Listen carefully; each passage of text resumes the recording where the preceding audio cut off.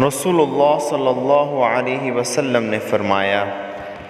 تم لوگ اللہ سبحانہ و تعالی کی عظمت کا جو ذکر کرتے ہو تو یہ کلمات عرش کے گرد چکر لگاتے ہیں، ان کی ایسی بنبناہٹ ہوتی ہے جیسے شہد کی مکھیوں کی بنبناہٹ۔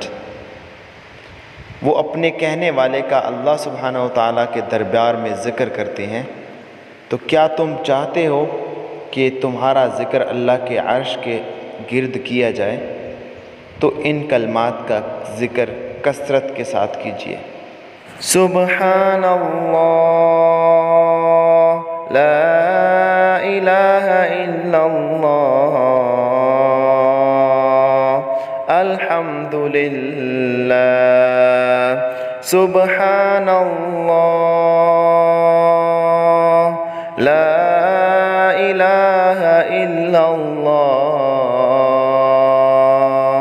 الحمد للہ، سبحان اللہ،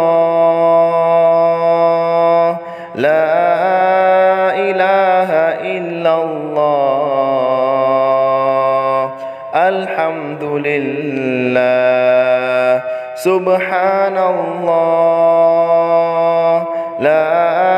الہ الا اللہ، سبحان اللہ،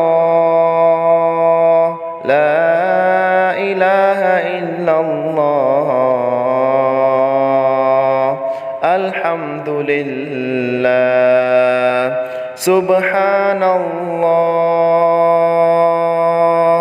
لا الہ الا اللہ، الحمد للہ، سبحان اللہ، لا الہ الا اللہ، الحمد للہ، سبحان اللہ، لا الہ الا اللہ، الحمد للہ، سبحان اللہ، لا الہ الا اللہ، الحمد للہ، سبحان اللہ، لا الہ الا اللہ، الحمد للہ، سبحان اللہ، لا الہ الا اللہ، الحمد للہ۔